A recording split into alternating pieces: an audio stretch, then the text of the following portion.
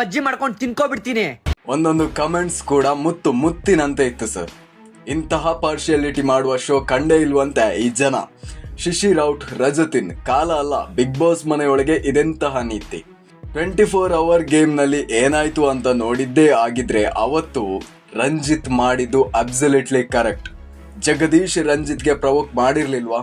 Protein ಬಾಡಿಗೆ ಸಿಕ್ಕಾಕೊಂಡಿರೋ ನರಸತ್ತವನೇ ಅಂದಿದ್ದು provoke ಅಲ್ವೇನ್ರಿ? ಯಾಕೆ ಒಂದೇ ರೀಸನ್ಗೆ ಇಬ್ರು ಎಲಿಮಿನೇಟ್ ಆಗಿದ್ರೆ ನಿಮ್ದೇನಾದ್ರೂ ಕಳೆದೋಗ್ತಿತ್ತಾ? ಬಿಡ್ರಿ, ಇನ್ನೂ ಏನಕ್ಕೆ ತಲೆ ಕೆಡಿಸ್ಕೋಬೇಕು. ನಾನು ಇವತ್ತು ಹೇಳ್ತಾ ಇದ್ದೀನಿ, it's a just wrong message Sudeep sir. ಇಲ್ಲ ರಜತ್ ದರ್ಶನ್ ಬೆಂಬಲಿಗ ಅನ್ನುವಂತಹ ಕಾರಣಕ್ಕೆ ದರ್ಶನ್ ಫ್ಯಾನ್ಸ್ಗೆ ಹೆದರಿಕೊಂಡು ಎಲಿಮಿನೇಟ್ ಮಾಡಿಲ್ವಾ? ಹೇಗೆ ರಂಜಿತ್ನ ಕಳ್ಸಿದಿರೋ ಅದೇ ರೀತಿ ರಜತ್ನ ಕಳ್ಸ್ಬೇಕಿತ್ತಲ್ವಾ? ನೀವು ಹೇಳಿದ ಮಾತು ಹೇಗಿತ್ತು ಅಂದ್ರೆ, ಮಿಸ್ಟರ್ ರಜತ್ ನೀನು ಯಾರನ್ನ ಪ್ರವೋಕ್ ಮಾಡಿದ್ರು ಸರಿ, ಬಟ್ ಬೇರೆ ಯಾರು ಅದನ್ನ ಮಾಡೋ ಹಾಗಿಲ್ಲ ಅನ್ನೋ ಹಾಗೆ ಇತ್ತು. ನನ್ನ ಪ್ರಕಾರ ತುಂಬಾ ಎಕ್ಸ್ಪೆಕ್ಟೇಷನ್ಸ್ ಇತ್ತು ನಿನ್ನೆ ಎಪಿಸೋಡ್ ಬಗ್ಗೆ. ಬಿಕಾಸ್ ಸುದೀಪ್ ಸರ್ ಒಂದು ನ್ಯಾಯದೇವತೆ ಇದ್ದ ಹಾಗೆ ಅಂತ ಅನ್ಕೊಂಡಿದ್ದ ಅದೆಷ್ಟೋ ಜನ ನಿನ್ನೆ ಡಿಸಪಾಯಿಂಟ್ ಆಗಿದ್ದಾರೆ. ಅದು ಕೂಡ ಅವರ ಕಮೆಂಟ್ಸ್ ಅನ್ನ ನೋಡಿದ್ರೆ ಗೊತ್ತಾಗ್ತಾ ಇತ್ತು ವರ್ಸ್ಟ್ ಎಪಿಸೋಡ್ ನೆನ್ನೆದು ಅಂತ. ನಮಸ್ಕಾರ, 250 ಸಬ್ಸ್ಕ್ರಿಪ್ಷನ್ ಕಂಪ್ಲೀಟ್ ಆಗಿದೆ. ಜಸ್ಟ್ ಬಿಕಾಸ್ ನಮ್ಮ ಥಾಟ್ ನಿಮಗೆ ಇಷ್ಟ ಆಗಿ ಮಾತ್ರ ಇದೆಲ್ಲ ಸಾಧ್ಯ ಆಗಿತ್ತು. ವಿಡಿಯೋ ಸ್ವಲ್ಪ ಲೆಂತಿ ಆಗ್ಬೋದು, ಬಟ್ ಸಂಡೇ ಅಲ್ವಾ, ನೋಡ್ತೀರಿ ಅನ್ನುವಂಥ ನಂಬಿಕೆ ನನಗಿದೆ. ಎಲ್ಲ ಪಾಯಿಂಟ್ನ ಕವರ್ ಮಾಡ್ತೀನಿ. ಇವತ್ತು ಸೀಸನ್ ಸ್ಟಾರ್ಟ್ ಆಗಿದ್ದರ ಟೈಮ್ನಿಂದಲೇ ಬರ್ತೀನಿ. ಈ ಜಗದೀಶ್ ಮತ್ತು ರಂಜಿತ್ ಮನೆಯಿಂದ ಎಲಿಮಿನೇಟ್ ಆಗಿದ್ದು ಅದು ಬಿಗ್ ಬಾಸ್ ನಿರ್ಧಾರದಿಂದ. ಮೀನ್ಸ್ ಜಗದೀಶ್ ಹೆಣ್ಣು ಮಕ್ಕಳ ಬಗ್ಗೆ ಅಸಹ್ಯವಾಗಿ ಮಾತಾಡಿದ್ರು, ಹಾಗೇನೆ ರಂಜಿತ್ ಮ್ಯಾನ್ ಹ್ಯಾಂಡ್ಲಿಂಗ್ ಅನ್ನುವಂತಹ ಕಾರಣ ಕೊಟ್ಟು ಹೊರಗಡೆ ಕಳಿಸಿದ್ರು. ಜಗದೀಶ್ ಒಂದು ರೀತಿಯ ಹುಚ್ಚಾಟ ಮೆರೆದು ಹೊರಗಡೆ ಹೋಗಿದ್ರೆ ರಂಜಿತ್ ತಾಳ್ಮೆ ಕಳ್ಕೊಂಡು ಹೊರಗಡೆ ಬಂದಿತ್ತು. ರಂಜಿತ್ ಮನೆಯಿಂದ ಹೋಗೋದಿಕ್ಕೆ ಮೇನ್ ರೀಸನ್ ತಾಳ್ಮೆ ಕಳ್ಕೊಂಡಿದ್ದು ಒಂದು ಕಡೆ ಆದ್ರೆ, ಜಗದೀಶ್ ಮತ್ತು ರಂಜಿತ್ ನಡುವಿನ ಕಿತ್ತಾಟಕ್ಕೆ ಇಡೀ ಮನೆಯವರು ಪ್ರವೋಕ್ ಮಾಡಿದ್ರು. ಬಟ್ ಯಾರಿಲ್ಲಿ ಪನಿಷ್ ಆಗಿದ್ದು ಅನ್ನೋದು ನನ್ನ ಪ್ರಶ್ನೆ. ಹಾಗೇನೆ ಜಗದೀಶ್ ನರಸತ್ತವನು ಅಂದಾಗ ರಂಜಿತ್ ನರ ಇದೆ ಅಂತ ತೋರಿಸಿದ್ದು ತಪ್ಪೇ ಅಲ್ಲ ಈ ಸುದೀಪ್ ಪಾಯಿಂಟ್ ಪ್ರಕಾರ. ಬಿಡಿ, ಐಶ್ವರ್ಯ ಅಂಡ್ ಶಿಶಿರ್ ಬೆಳಿಗ್ಗೆ ಎದ್ದು ಕಿಸ್ ಮಾಡಿದ್ದು ಸರಿ ಅಂದ್ರೆ ಇವರುಗಳು ಮಾಡಿದ್ದು ತಪ್ಪು ಹೇಗಾಗುತ್ತೆ? ಗೆ ಕೊಟ್ಟಂತಹ ಪನಿಷ್ಮೆಂಟ್ ಎಂತಹ ಫನ್ನಿ ಪನಿಷ್ಮೆಂಟ್ ಅಂದ್ರೆ, ಒಂದು ಕ್ಯಾರೆಕ್ಟರ್ ವೈಸ್ ನೋಡಿದ್ರು ಕೂಡ ತುಂಬಾ ಅಗ್ರೆಸಿವ್ ಆಗಿರೋ ವ್ಯಕ್ತಿತ್ವಕ್ಕೆ ಹಾಗೂ ವ್ಯಕ್ತಿಗೆ ಯಾವ ಲೆವೆಲ್ ಅಲ್ಲಿ ಪನಿಷ್ಮೆಂಟ್ ಇರಬೇಕಿತ್ತು ಅನ್ನೋದು ನನ್ನ ಕ್ವಶನ್.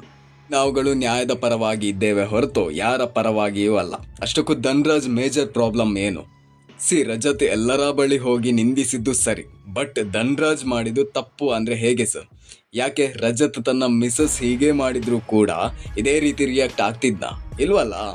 ಪ್ರವೋಕ್ ಮಾಡೋದಂದ್ರೆ ಹೇಗೆ ಅಂತ ನಾನು ಹೇಳ್ತೀನಿ, ಕೇಳಿಸ್ಕೊಳ್ಳಿ. ಯಾರೋ ಒಬ್ಬ ತುಂಬಾ ಚೆನ್ನಾಗಿ ಒಳ್ಳೆಯವನಾಗಿ ಇದ್ದಾಗ ಆತನಿಗೆ ಇಲ್ಲ ಸಲ್ಲದನ್ನ ಹೇಳಿ ಮೈಗೆ ಕೈ ಹಾಕಿದ್ರೆ ಅದನ್ನ ಪ್ರವೋಕ್ ಅನ್ಬೋದು. ಬಟ್ ನಿನ್ನೆ ಧನ್ರಾಜ್ ಕ್ಷಮೆ ಕೇಳಿದಾಗ ಬಿಗ್ ಬಾಸ್ ಮನೆಯ ಆಕ್ಚುಯಲ್ ವ್ಯಕ್ತಿತ್ವ ಕಳೆದು ಹೋಯ್ತು. ಅಂಡ್ ಸುದೀಪ್ಗೆ ದಕ್ಷಿಣ ಕನ್ನಡ ಹಾಗೂ ಮಂಗಳೂರು ಸೈಡ್ನಲ್ಲಿ ಒಂದು ಫ್ಯಾನ್ ಬೇಸ್ ಇದೆ. ಇಟ್ ಮೀನ್ಸ್ ಹಾಲಲ್ಲಿ ಅಭಿಷೇಕ ಮಾಡುವಂತಹ ಅಭಿಮಾನ ಅಲ್ಲ, DP ಹಾಕೊಂಡು ಮೆರೆಸುವಂತಹ ಫ್ಯಾನ್ ಬೇಸ್ ಅಲ್ಲ, ಬದಲಾಗಿ ಒಬ್ಬ ಹೀರೋನ ಯಾವ ರೀತಿ ಕಾಣಬೇಕು ಆ ರೀತಿಯಾದಂತಹ ಫ್ಯಾನ್ ಬೇಸ್ ಇದೆ. ಸೊ ಅದಂತೂ ಈ ಘಟನೆಯಿಂದ ಕಳಚಿ ಬೀಳುತ್ತದೆ. ಯಾಕಂದ್ರೆ ಧನ್ರಾಜ್ ಆಚಾರ್ಯನ್ನ ಡೈರೆಕ್ಟ್ ಆಗಿ ನೋಡಿದ್ದು ಇದೇ ಮಂಗಳೂರಿನ ಭಾಗದವರು. ಧನ್ರಾಜ್ ಆಚಾರ್ ಪ್ರವೋಕ್ ಮಾಡೋದಿಕ್ಕೆ ಸಾಧ್ಯನೇ ಇಲ್ಲ ಅನ್ನೋದು ಪ್ರತಿಯೊಬ್ಬ ಮಂಗಳೂರಿನ ಜನರ ಮನದಾಳದ ಮಾತು. ಇದಕ್ಕೆ ಮೂಲ ಉದಾಹರಣೆ ಅಂದ್ರೆ ನಾನು ಹಾಕಿರುವಂತಹ ಕಮೆಂಟ್ ನ ಒಂದು ತುಣುಕು. ಅದೇ ರೀತಿ ಧನ್ರಾಜ್ ಆಚಾರ್ ಕೂಡ ತಿಳಿದುಕೊಳ್ಬೇಕಿತ್ತು, ಅಲ್ಪರ ಸಹವಾಸದಿಂದ ನಿಮ್ಮ ವ್ಯಕ್ತಿತ್ವ ಹಾಳಾಗುತ್ತದೆ ಅಂತ. ಇನ್ನು ಅದನ್ನ ತಿಳ್ಕೊಂಡು waste. And Dhanraj next time ಇಂತಹ ವಿಚಾರದಲ್ಲಿ ತಲೆ ಹಾಕದೇ ಇರುವುದು ತುಂಬಾ ಒಳ್ಳೆಯದು ಅನ್ನೋದು ನನ್ನ ಅಭಿಪ್ರಾಯ. ಇಷ್ಟೆಲ್ಲ ಹೇಳಿದ ನನಗೂ ಕೆಲವು ಬುದ್ಧಿ ಹೇಳೋದಿಕ್ಕೆ ಬರುವಂತಹ ಪ್ರತಿಯೊಬ್ಬರು ಇದನ್ನ ಕೇಳಿ. ಇಲ್ಲಿ ಧನ್ರಾಜ್ ಸರಿ, ರಜತ್ ಸರಿ ಅನ್ನೋದನ್ನ ಬಿಟ್ಟರೂ ಕೂಡ ರಂಜಿತ್ಗೆ ಆಗಿದ್ದು ಮೋಸ ಅಲ್ವಾ? ರಜತ್ ಕೂಡ ಮ್ಯಾನ್ ಹ್ಯಾಂಡ್ಲಿಂಗ್ ಮಾಡಿದ್ದು ಹಾಗೇನೆ, ರಂಜಿತ್ ಕೂಡ ಮಾಡಿದ್ದು ಅದನ್ನೇ. ವೆಲ್, ಒಂದು ಕಡೆಯಲ್ಲಿ ಪಬ್ಲಿಕ್ ರಿಯಾಕ್ಷನ್ ಹೇಗಿದೆ ಅಂದ್ರೆ, ದರ್ಶನ್ ಅಭಿಮಾನಿ ಅನ್ನುವಂತಹ ಕಾರಣದಿಂದ ರಜತ್ ನನ್ನ ಮನೆಯಿಂದ ಕಳಿಸಿಲ್ಲ ಅನ್ನೋದು ಬಹುತೇಕರ ಅನುಮಾನ. ಇನ್ನೂ ಒಂದು ಕಡೆಯಲ್ಲಿ ಇಷ್ಟೆಲ್ಲ ನಡೆದ್ರೂ ಕೂಡ ಧನ್ರಾಜ್ ಕ್ಷಮೆ ಕೇಳಿದಾಗ ಆತನ ವ್ಯಕ್ತಿತ್ವ ಮತ್ತಷ್ಟು ಹೆಚ್ಚಾಯಿತು. ಕ್ಷಮೆ ಕೇಳುವಂತಹ ಯಾವ ವ್ಯಕ್ತಿಯೂ ಕೂಡ ಎಂದಿಗೂ ಸೋಲೋದಿಲ್ಲ ಅನ್ನೋದು ನಮ್ಮೆಲ್ಲರ ಅಭಿಪ್ರಾಯ. ಸುದೀಪ್ ಸರ್, ನಿಮ್ಮ ಬಗ್ಗೆ ಹೇಟ್ ಮಾಡುವಂತಹ ವಿಚಾರಗಳೇ ಇಲ್ಲ.